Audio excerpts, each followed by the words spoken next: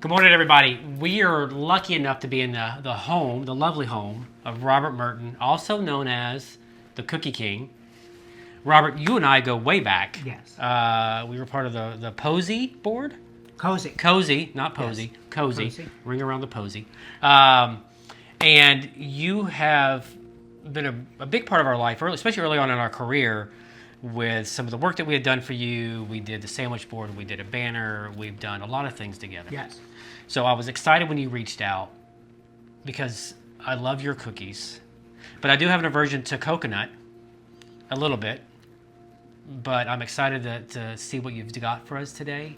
Sure. What we can talk about, what food we can try, and a couple things that you like to cook. So you said you started off with what? What do we've got? We are starting off with the classic appetizer, coconut shrimp.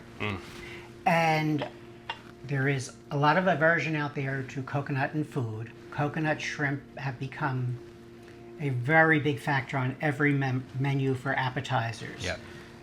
People that are drinking love to munch. They're usually a little too artificially sweet for me. Okay. And there are different versions, different levels, and different gourmet styles. Okay. Now, for today, we've taken the coconut shrimp and we've just elevated it a little. Those look gorgeous.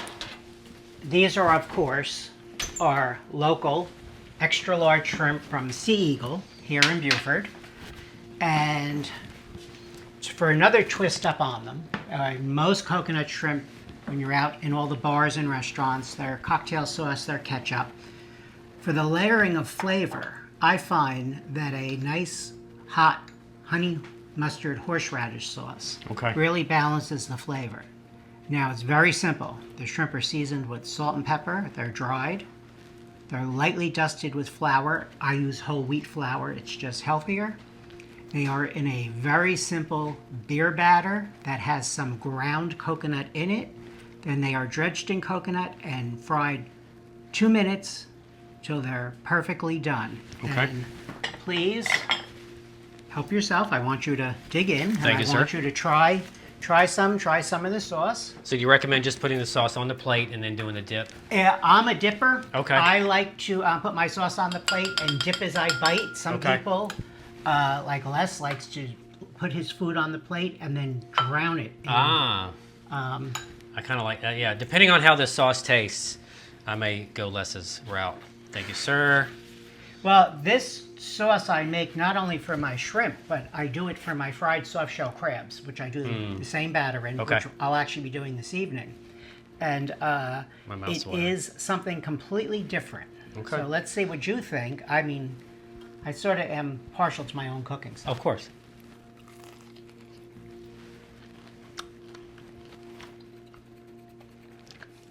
That's nice. I'm learning to love mustard more, or sauces more, or that different flavor that it adds. Wow, that is really, really, really good. The contrast of just the flavors alone is phenomenal. Wow. Nice warm shrimps. Shout out to Sea Eagle. Yes. Craig is phenomenal. He's a good person for the community. He's good for a lot of things. Yes. Oh, yes. Robert, this is probably the best shrimp I've ever had. Why, thank you. And I'm not just saying that because I'm in your house. But this is... Well, we're very big seafood people. We eat fish 4 times a week. We're lucky to live in Beaufort, where we have a place like a purveyor like Sea Eagle to bring it in fresh. Yeah. And my grandfather was a freshwater fisherman and a fisherman, and I grew up with him cooking fish. So there just becomes a balance, but then there also becomes, what's the next level we can take something to? What's the next level we could do? Just because it's coconut shrimp and it's on every appetizer menu in every seafood place doesn't mean you can't elevate it to the next level. Yeah. Doesn't mean, now as far as coconut shrimp go, you'll notice these are not cloyingly sweet. And that is because the coconut is half of the sweetened coconut that I use and half of the unsweetened organic coconut that I use, and then it's pulsed in the food processor to make it finer, And It's very clever. quarter cup of it is mixed into the batter itself, and then after they're battered and the excess is stripped off, you dredge them. Okay. Most important thing with coconut shrimp, you put them on a rack, you let them sit and dry for a half hour before you fry them. Your batter will never fall off. Okay. It will always be perfect. Yep. And by butterflying them, you always get the perfect appetizer curve to them. That's yeah. They look phenomenal just from presentation wise, and then with the browning of some of the coconut, texturally it's all there. It's gorgeous. I mean, these are cookbook worthy coconut you. shrimp. Thank you. Yeah. I mean, we started with a high with this one. Well, with all of this sweet, I wasn't going to let you just delve into dessert first. Yeah, for sure. It's my responsibility to give you some nutrition. Okay, So you had to have okay. lunch. And I couldn't think of a better Yeah. coconut. I mean, other than coconut soft shell crabs, Yeah. which you're not getting. We're getting those tonight. Yeah. But this is a perfect starter, I think. Yeah. No, this is gorgeous. I love it. All right, I'm excited for what we're about to get into next. Okay. Okay, so we just wrapped up on those phenomenal coconut shrimp. What are we doing next? What's next? Well, here's the thing. I made a very, very basic shortbread. Now, when you say shortbread, people always say a butter cookie, Yeah. Scottish, Irish. But shortbread can be infused with many different layers of flavor. So what I did was I made a coconut flour, ground coconut flour, and lemon shortbread. Okay. Which is the basis for a lot of the coconut cookies to keep them from going too sweet. So if you just want to try a little tiny piece of shortbread, And they're in the crown form. Of course, I wouldn't expect anything else. seriously, I wouldn't. It smells good. now shortbread should always melt right on your tongue. It does. You should get the layers of flavor. Yep. There it is. Yeah. And then I can hear the crunch or feel the crunch of the coconut. Now, when Maybe it's just my... I tell people that my goal in cookies my entire life was to always have 3 to 5 layers of flavor in a small cookie so that you got them all. People didn't understand that. They think, oh, something has to be big to get that many layers of flavor. That's like, yes. But in a 1-inch cookie, you can see Yeah. what happened with Yeah, it. that was good. Okay, these were great. I really like that, and that's... I could probably eat a bag of these. They are addictive, and they are, I'm going to say, fairly healthy as a cookie goes. Okay.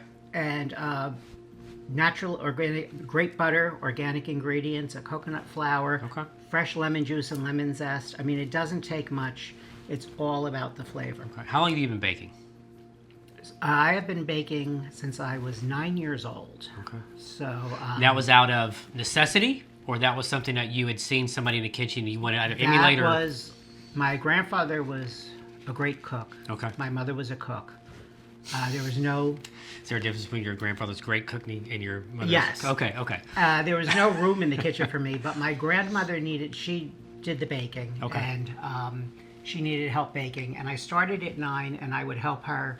I wrote my first original recipe at 10 years old. I joked for 40 years I was going to write the Cookie King. And it's just been, no matter what my career was, no Right. matter what path I was taking, what I was doing, I was always baking and cooking on the side. And I do consider myself a baker that cooks. Not all bakers cook, not all cooks bake. Understood. Okay. But I am a baker, and I did branch out by need of necessity to put myself through school. I did catering.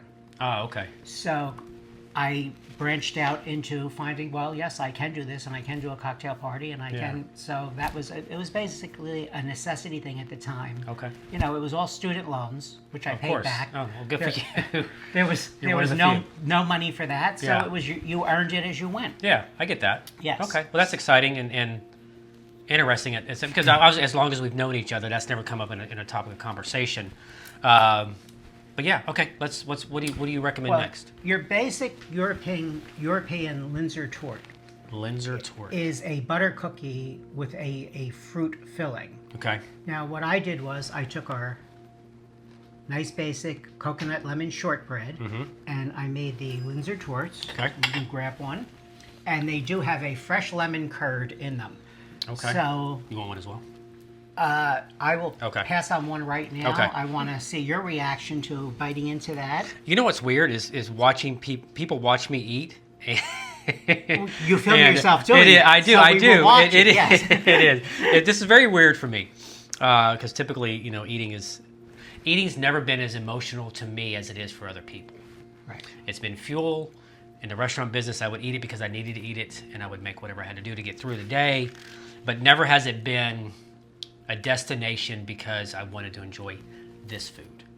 Does that make sense? Oh, it makes complete sense. And you have to realize what you're doing now to get the food scene out there here in Beaufort, to get the word out there of all the different great things we do have locally. Yeah. And by no means am I the greatest. I'm just different. I'm trying to be different in everything I do. But there's also a great joy in watching you eat it. I mean, I watched you in your car eat a bag of Doritos. Yeah. No, I know. And It's so weird. as I said, yes, it's a junk food, and yes, everybody Yeah. eats them. But it was still, I had to watch it. Yeah. I was like, all right, he's going to eat Because Doritos. I have to watch this I'm today. a regular Dorito guy. I'm a Lay's chip guy. Maybe Ruffles. You know what I mean? It's very plain Jane. Or at least it was. It's starting to grow a little bit now. You are. You are not as reluctant No. anymore. The not so reluctant foodie. Is it weird to smell? I don't think so. No. No. You eat with your eyes first. You eat with your nose. You're standing here. It is overwhelmingly coconut in this room, but there are different layers. I'm appreciating the texture differences in foods and what it brings. So the crunchy, or the, not really crunchy, of the cookie because it's very soft. But the tart inside is even softer, so therefore that texture variation is phenomenal. And then with the powdered sugar on top, or is that what that is? Yes. Yeah, wow. And again, with all the flavors of a classic lemon curd tart, you could do 3 of these at a dinner party on a plate as dessert. Most people Yeah. will always say after a big meal, I'm too full, I can't have dessert. But if you put a plate of cookies out, they will start to pick on them. Let's face it, they are smaller. And they say, well, I can have one of those. It's a small bite. And then by the end of the evening, I wind up not having any take-home containers Yeah. because they're fairly gone. Well, they're less intimidating than a slice of cake or Yes, something that's yes. larger in consumption, so then they feel Exactly. bad if they don't eat it all. Exactly. That's Little mind game. exactly it. Wow, that was phenomenal. Oh, glad you enjoyed It it. was really good, yeah. Now, as coconut goes, you really have to, in order to experience true coconut, you really have to take a classic macaroon, a nice American macaroon, not a French cookie sandwich. Take a nice macaroon, and do you want me to cut that for you? No, I think, Oh, okay. can I just bite it and You take a can. bite? I've never had one of these. This by the is way. a classic American coconut macaroon. They're either served just baked or they're served dipped in chocolate. I usually use a bittersweet dark chocolate. And again, rather than 100% sweetened coconut, this is half and half Okay. organic unsweetened so that you don't get that clungly sweet. And they are a meringue-based cookie, so they are made with egg whites. Okay. That, I don't know. So a meringue is made with egg white. That's what you're saying? yes. Okay. So they're those a correlation between lighter. those two. There's no egg yolk, and they are a much lighter texture. Okay, understood. So the meringue is a binding unit. I gotcha. Very soft. I am turned away from a dry cookie or a dry dessert. I per se. think any of us are turned off by anything dry. Yeah. Dry is right up there with me with clungly sweet. Okay. They are the two extreme opposites of each end, and there really is so much leeway in the middle. Okay. All right, here we go. Wow. Let me take all this in.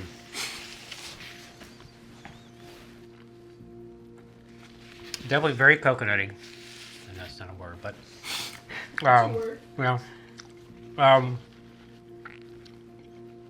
I like it. I like the texture of the coconut mixed in with everything else. And again, yin and yang from a texture standpoint. Yeah, that's very good. Trying to find the right words. And another issue that I have is my descriptors probably aren't as accurate as they could be because of my lack of knowledge in baking and cooking. Probably like an 8-year-old trying to explain to you why oh, this cookie is good. You know what I mean? But yeah, it's very delicious.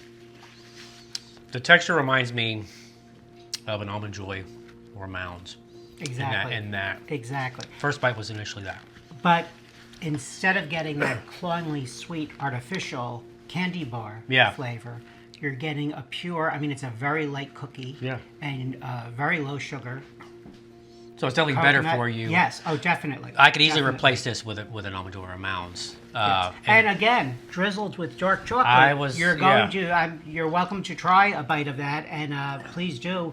You're getting a completely different flavor combo. Yeah, we'll save that one. That'll Okay. be my bonus one at the end. Well, here, when it comes to chocolates, and this is a really great point with chocolate, the reason I do two different types is...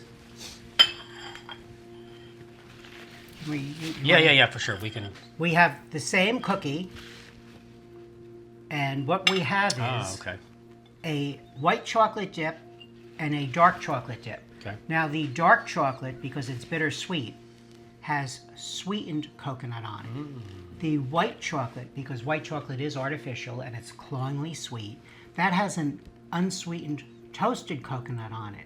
So when you bite through, you're still keeping a balance of Yeah. nothing I can see is that. too sweet. Yeah, I can see that. Okay. What do you recommend first? Oh, it's your choice. You're the guest. I'm the guest. You're the guest. That is correct. I love chocolate. Let's do this.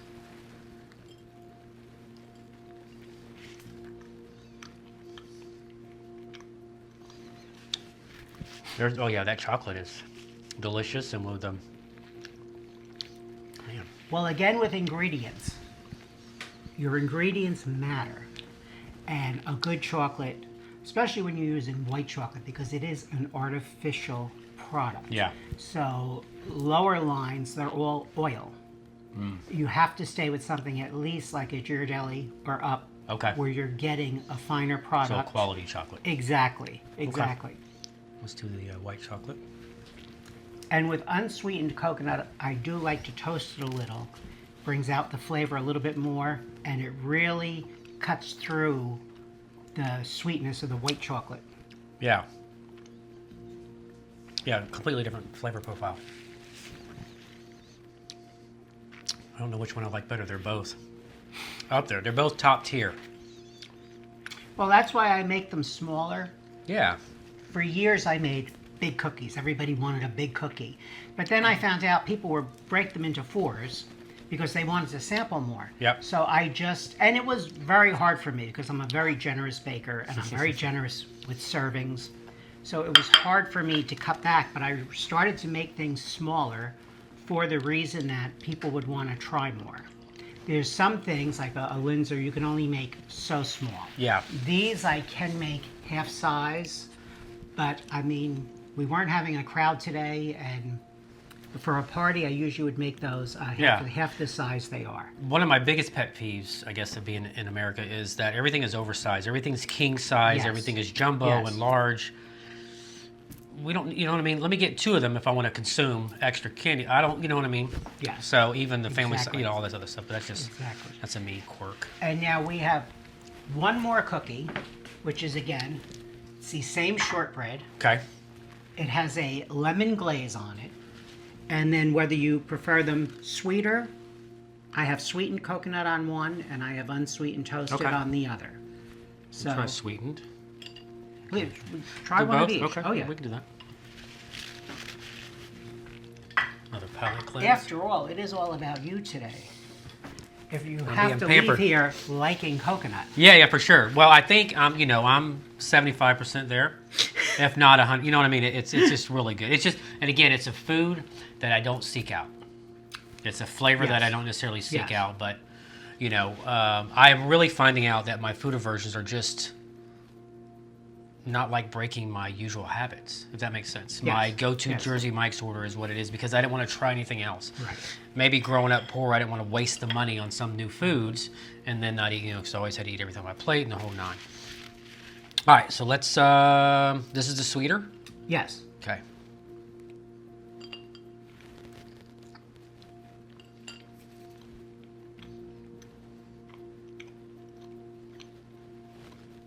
It's delicious. Not as good as these. personal preference, but equally as good. I mean, it's Well, it's a simple lemon glaze icing. it is. A vehicle to hold the coconut on. Okay. And an alternative to not being a chocolate. Understood. So I Because don't like chocolate. there are people that don't eat chocolate. White Shame on those people. or darker. And the way I've gotten around that with people who don't eat chocolate is my most popular cookie, my most requested cookie is my brown butter triple chocolate chip. It has light, semi-sweet, and dark chocolate chips in it, and it's a brown butter cookie, and it's layers of flavor. So if you really want to get into chocolate and try something, that's a great story. That's right. Okay, yeah. Yes. I don't cook. I don't bake. I microwave a lot. Worst thing for baking. I know. But I am on a journey to start learning to at some point when I can carve out some time to do some new cooking and stuff. And I think I'm going to add baking to the mix just because it's interesting and it's, I would assume, a little bit more challenging. Yes. Well, that's why when it comes to baking, if you're a novice and you want to start, I say to people, start with cookies. It's a smaller item. Most people will only ruin a recipe in one way.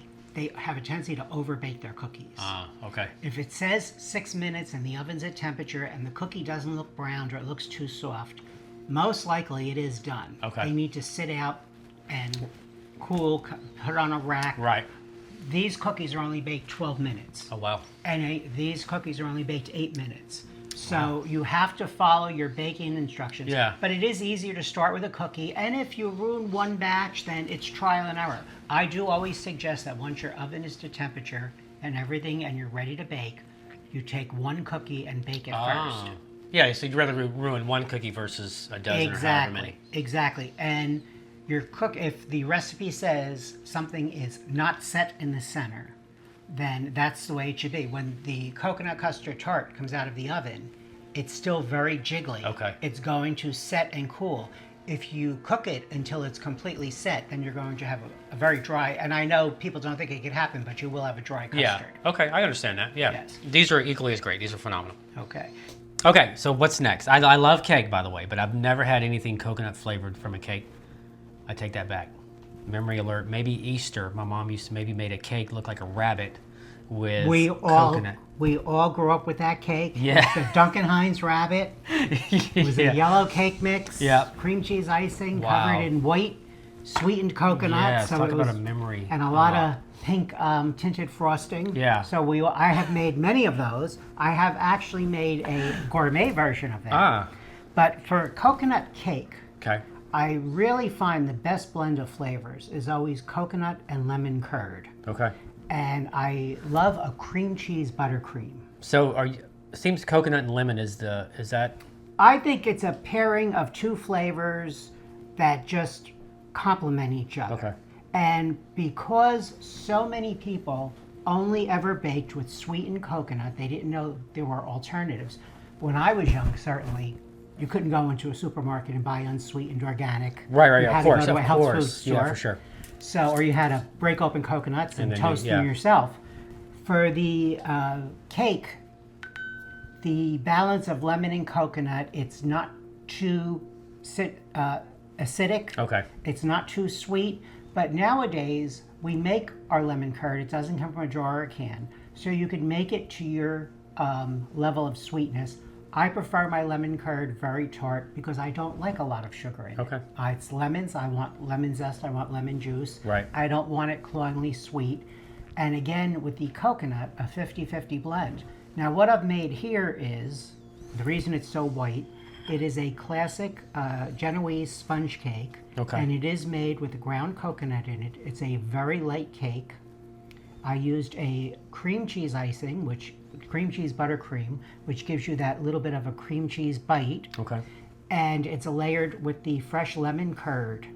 And it's topped with some toasted coconut. And again, the coconut in it is a 50-50 blend of unsweetened Okay. and sweetened. Now, do you blend those so once you blend those two together, do you then grind them, or you? Well, it depends on how finely I want them ground. Okay. For the shrimp batter, I Okay. ground them a little bit finer because I Okay. didn't want big chunks in it. Yeah. For the cake, sometimes I'll grind them very. Coconut cake does not cut pretty because it's got the That's where I was coconut going to go threads with in it. it. Okay, yeah. So, sometimes I'll do it finer, but it is a very light, moist, crumbly cake, and you're never going to get a pretty slice out of it. Right, for sure. So it's all about, with coconut cake, with the lemon curd, it's all about the flavor. I'm going to try the lemon curd first. And there is lemon curd between each layer. Okay. Yes. That's delicious. I mean, there's a candy that tastes like this. Lemon head. Maybe lemon head, yeah, maybe pour like a lemon head. Not as sour, obviously. I love cake. And as cakes go, cakes are usually categorized by their crumb. This is a very crumbly cake. It's a very fine crumb texture. I didn't But know it's an exceedingly moist cake. This is delicious. I would not be opposed to an all coconut dinner or meal like this from you, literally. Yeah, that's phenomenal. I mean, the cream cheese, I can taste it. The lemon, the texture of this crumb, I mean, everything. 10 out of 10. Yeah, wow. You could feed me just coconut shrimp and this and I'll be happy. Glad to hear. That was delicious. Glad to hear. That was really good. All right. What? I'm telling you. Yeah. Just the cake by itself. Yeah. And I'm at a loss for words for how good it is. I love a good cream cheese frosting and lemon curd, but I do have to tell you that this coconut sponge Okay. with milk chocolate buttercream is insanely good. And I've also done it as a sachet torte with a raspberry filling with the milk chocolate and the coconut sponge instead of a plain sponge. And it is incredible. Because one of my biggest cookie bars that I make is a raspberry coconut white chocolate. Okay. And that is, I could see that. it's a very good balance. Yeah. Coconut, that I will use sweetened coconut for, because then the fresh raspberry curd Yep. really cuts it with the sweetness. Wow. Yeah. That's delicious. Okay. We've got one more. We have one more, and I have saved you my favorite, the best Oh. for last, and I guess everybody's version of what coconut should be, Okay. a coconut custard tart. Okay. Now, What makes a tart a tart? Strange you should ask that, because I wanted to talk Okay. about Okay. Yeah. And this wasn't rehearsed. I am a big pie maker, mostly for Les because he loves pies. But for a pie, I like a fruit. I make a deep dish peach, I make a deep dish apple. And when it comes to everything else, I have always been, a tart is usually a short crust, Okay. and it's also much more shallow than a pie. Okay. So for dinner parties, things like that, I just find it to be a more elegant dessert. Yeah. Oh, I can see that. This is a classic short crust. Okay. And it is a classic coconut custard filling. Again, not cloyingly sweet. Let's make room for this bad boy. There we go. And it should, while it's custard and it needs to be chilled, it should be served at room temperature because custards don't have their full flavor Okay. unless they are at room temperature. Really? Yes. Okay. I mean, I'll take your word for it. Most who baked am I to things, a question? cold cake won't have as much flavor as if you Yeah. let it come to room Yeah, for temperature. sure. This cake, because it's such a soft, crumbly texture, the best way to serve it is take it out of the refrigerator ice cold, slice it while it's ice cold. Allow it to come to room temperature, just like we did Yeah. today. This way, when you're going to serve the slices to your guest, they're at perfect room temperature, but it's already pre-cut. Okay, yeah. Does cutting it cold make a difference in how the quality of the cut is? Oh, yes. Okay. You get a much cleaner cut Yeah, with a because it's cake. more Oh, firm yes, kind of exactly. a deal. Understood. I think I'm gonna like this as well.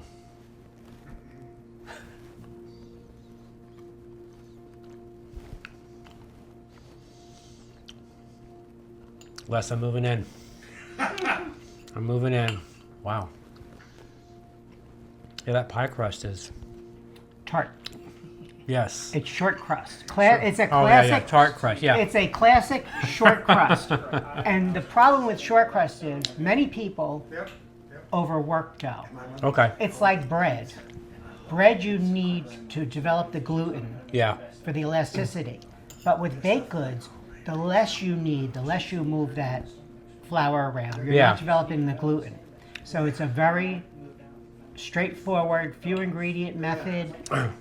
It's got vanilla bean curd in it, some sugar, minimal amount, salt, Yeah, it's not flour, overpowering. Yeah. very good butter. Yeah. And the trick to any good tart is blind baking. To bake your shell first. Okay. You bake it lined with parchment paper and weights. You get it Oh, you nice said and blind. blind, yes. Oh, so you did say blind. baking. Okay, that's what I thought. That's what blind Okay. baking is. Okay, understood. You bake it and you you remove the weights in the paper, bake it for another 10 minutes, and you have a perfectly thin, crisp crust. Yeah. I prefer to make mine the day before because then the next day, especially if you're filling them with a custard filling Yeah. and rebaking them or using a cooked custard and just refrigerating them, the bottom of your tart will never be soggy. Oh, yeah, this is not at all. This is very firm. It's holding everything together well. The coconut, it just texturally, it's just delicious, and flavor-wise. Wow. So you think you're leaving here with a different appreciation? I am, no, of 100%, coconut? because my exposure to coconut has been very limited. From the Easter cake when I was back in the 80s or late 70s. Well, if you're in Too your candy. car and I see you unwrapping a Mounds bar, then I mean, you're going to be in trouble. This tastes like Robert's cookies. Yeah, no, I would never. There's actually in the book, Okay. there is actually a chocolate coconut cookie Okay. that I do reference tastes like a Mounds bar. And And that you- is in the book, and that was always a very big requested cookie and a very big seller. Okay. So speaking of cookbooks, when I do start cooking and utilizing some of that, I think if I bake anything, I will definitely be baking from this Thank you. cookbook here. Thank you. No other cookbook.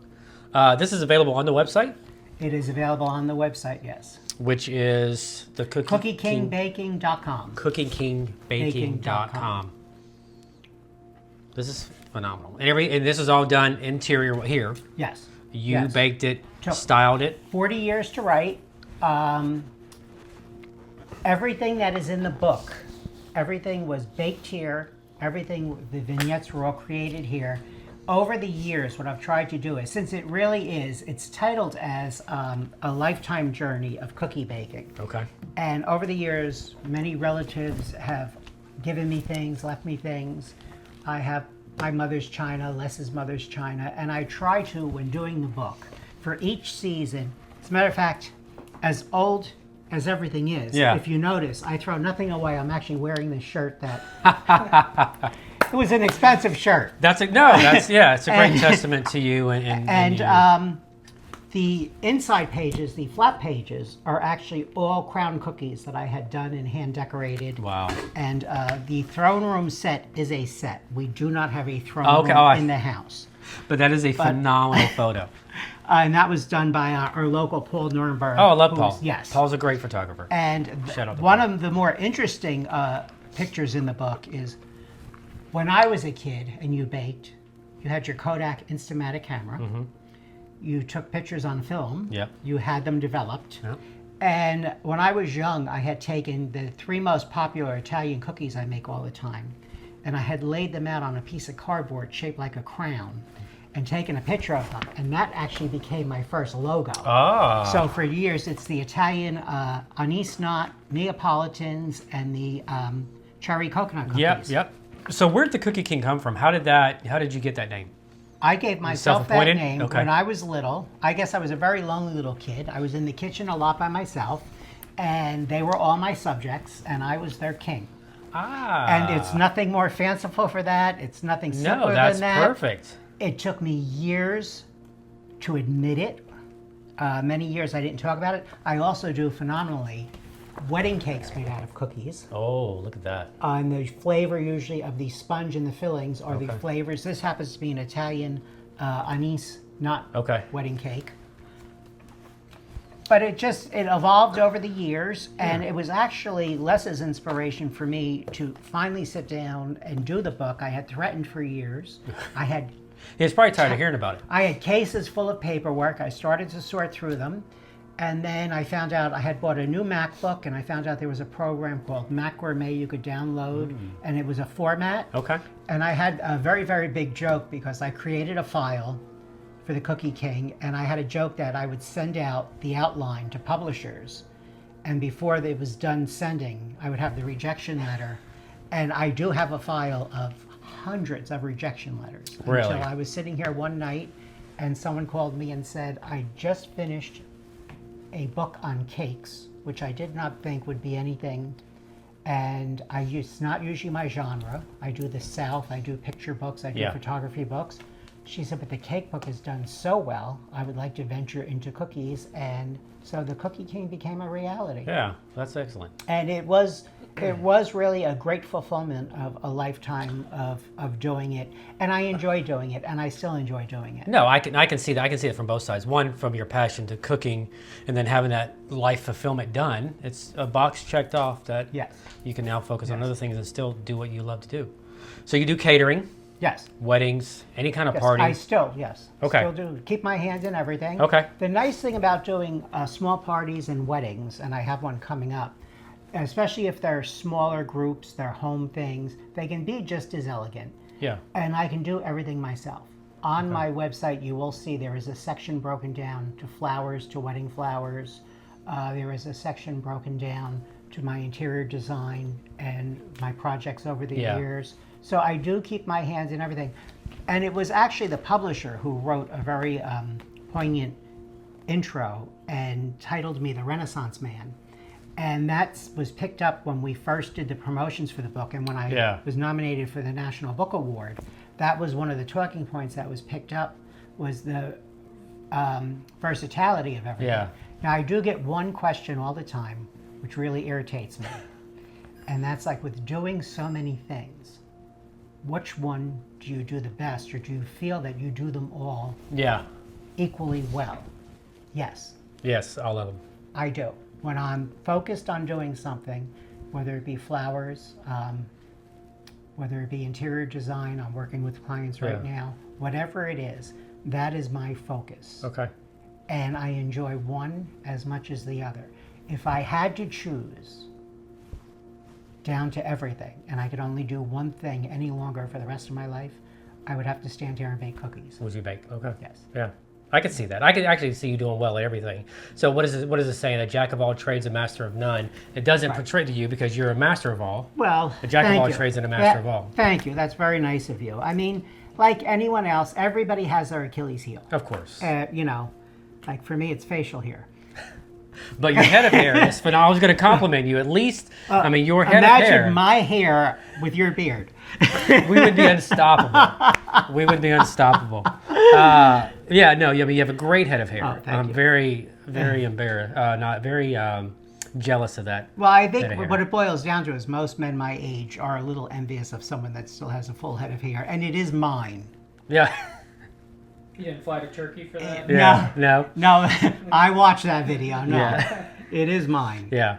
At, Well, that's at that fantastic. point, I would be wearing a chef's cap because I would not do Yes, that. yeah. I haven't made the journey yet. Well, Robert, I appreciate you inviting us into your home. It's a pleasure to All have you here, these Sean. dishes are phenomenal. I'm going to be having a go bag if I can to take home. Oh, I have. Okay. The containers you've already ready. they're always ready. The neighbors are waiting for you to leave so they can swoop in. I can imagine. So, do you? And we'll cut this short here in a minute.